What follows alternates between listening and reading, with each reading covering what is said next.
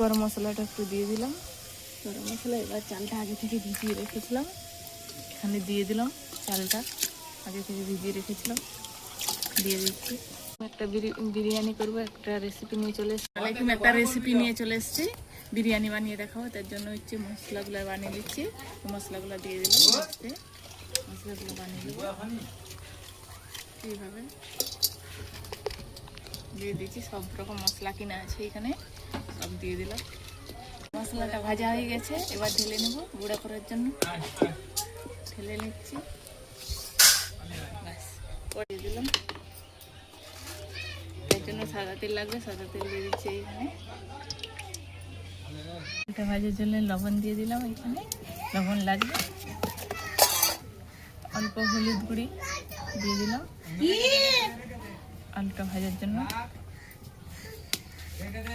দিয়ে মেখে নিলাম এইভাবে। ওটা দিয়ে দিলাম, তেলটা হয়ে গেছে ভাজার জন্য।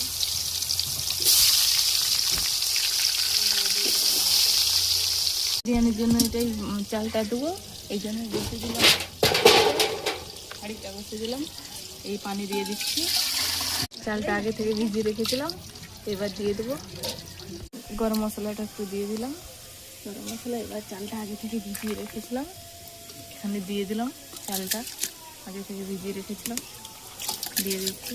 ভাজা হয়ে গেছে, আলুটা ভাজা হয়ে গেছে, এবার উঠিয়ে নেব। এইভাবে উঠিয়ে নিচ্ছি। ভাজা হয়ে গেছে, তুলে নিচ্ছি। বেরেস্তাটা করার জন্য দিয়ে দিলাম এখানে পেঁয়াজ কুচিগুলো। বেরেস্তাটা ভাজার জন্য পেঁয়াজ কুচিগুলো দিয়ে দিলাম একই তেলে ভাজার জন্য। এখানে বেরেস্তাটা ভাজবো, ওই জন্য পেঁয়াজ কুচি দিয়ে দিচ্ছি। ভাতটা 70% মতো সিদ্ধ করে নিয়েছি, এবার ঢেলে নেব। পেঁয়াজ বেরেস্তাটা ভেজে নিয়েছি, এরকম লাল লাল করে ভেজে নিয়েছি। এবার উঠিয়ে নেব। লাল লাল করে ভেজে নিয়েছি বিরিয়ানির জন্য। এবার রান্নার জন্য পেঁয়াজটা কুচি রেখেছিলাম, দিয়ে দিলাম। মাটনটার জন্য এখানে লঙ্কা গুঁড়ি দিয়ে দিচ্ছি। মটনটা কষবো, লঙ্কা গুঁড়ি দিয়ে দিলাম, হলুদ গুঁড়ি দিয়ে দিলাম, টাকা দিয়ে দিলাম। এখানে টাকা দিয়ে দিয়েছি, কোষটা আগে থেকে ধুয়ে রেখেছিলাম, দিয়ে দিলাম। কষা হয়ে গেছে, এবারে মিট মশলাটা দিয়ে দিলাম। এখানে মিট মশলাটা আনাচ্ছি, এখানে হচ্ছে দুধটা দিয়ে দিলাম আগে থেকে।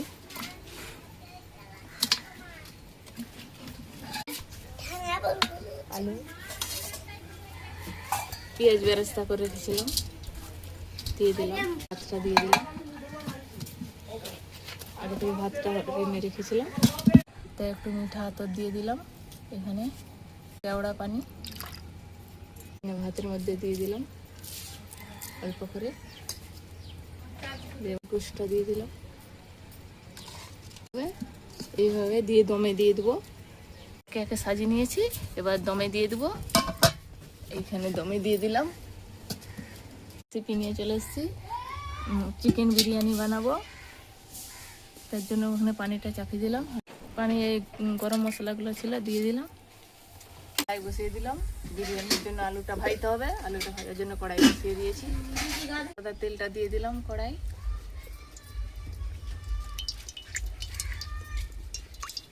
হলুদ গুঁড়া দিয়ে দিলাম আলুয়ে, একটু লবণ দিয়ে দিতে হবে।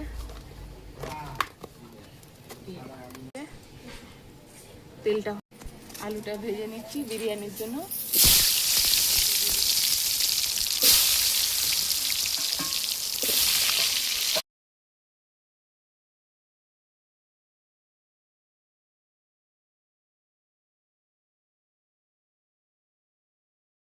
বিরিয়ানির জন্য চালটা ভিজিয়ে রেখেছিলাম, এবার দিয়ে দিলাম।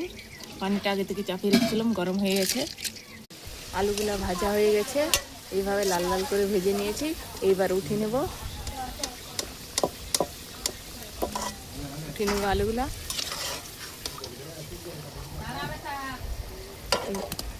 এইভাবে উঠিয়ে নিচ্ছি। বেরেস্তাটা ভাজার জন্য পেঁয়াজগুলো দিয়ে দিলাম, বেরেস্তাটা ভাজার জন্য।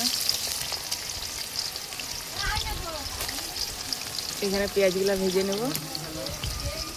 ভাতটা সিদ্ধ হয়ে গেছে, 70% সিদ্ধ করে নিয়েছি। এবার নামিয়ে নেব। 70% সিদ্ধ হয়ে গেছে, দমে বসলে ওইটা বাকিটা হয়ে যাবে। এবার নামিয়ে নেব। বেরেস্তাটা ভাজা হয়ে গেছে, এবারে লাল লাল করে ভেজে নিয়েছি। এবার উঠিয়ে নেব, ভেজে নেব। ওই জন্য অল্প লবণ দিয়ে দিলাম, অল্প হলুদ গুঁড়ি দিয়ে দিলাম, লঙ্কার গুঁড়ি দিয়ে দিলাম ভাজার জন্য, চিকেনটা দিয়ে দিলাম ভাজার জন্য। এইখানে ভেজে তুলে নেব। এইবার উঠিয়ে নেব, বিরিয়ানির জন্য চিকেনটা দিয়েছিলাম ভাজার জন্য, উঠে নেব। ভাজা হয়ে গেছে, এইভাবে ভেজে নিয়েছি। চিকেনটা কষার জন্য পেঁয়াজগুলো কুচি রেখেছিলাম দিয়ে দিলাম, বিরিয়ানির জন্য চিকেনটা কষে নেব। ভেজে নিয়েছি, পেঁয়াজটা দিয়ে দিলাম, তার জন্য আদা রসুনটা দিয়ে দিলাম এখানে। মশলাটা ভাজা হয়ে গেছে, আর আগে থেকে চিকেনটা ভেজে রেখেছিলাম, এইবার দিয়ে দেবো কষার জন্য দিয়ে দিলাম। এর মধ্যে কিচমিচটা দিয়ে দিলাম। এটা কষা হয়ে গেছে, এবার নামিয়ে নেব। যাওয়ার জন্য অল্প হচ্ছে মিঠা আতর, অল্প ভিনেগার দিয়ে দিলাম, অল্প দিয়ে দিলাম কেওড়া পানি, পেঁয়াজ বেরেস্তাটা দিয়ে দিলাম, চিকেনটা দিয়ে দিলাম। এইভাবে দিয়ে সাজিয়ে নেব।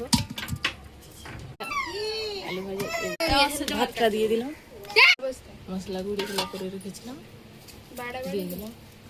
এইভাবে দিয়ে দিয়েছি।